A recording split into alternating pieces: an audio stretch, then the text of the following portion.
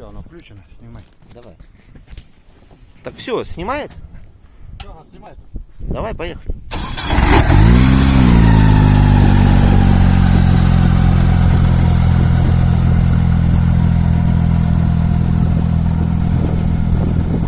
Вот такая аэролодочка. Спортивный вариант.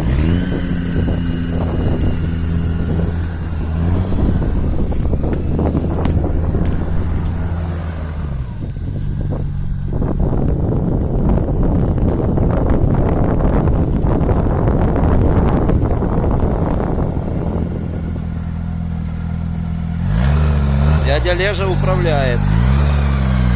Сверхуправляемость. Космические рули.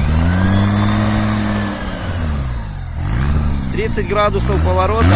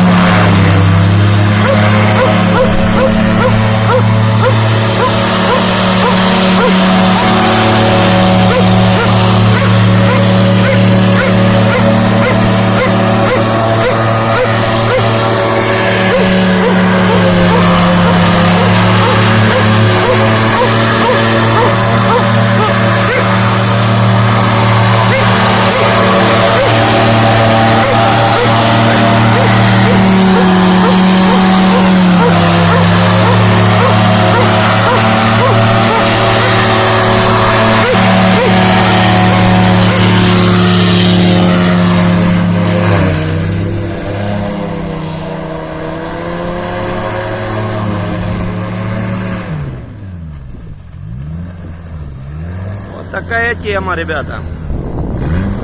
Спортивная аэролодка. Делает чудеса.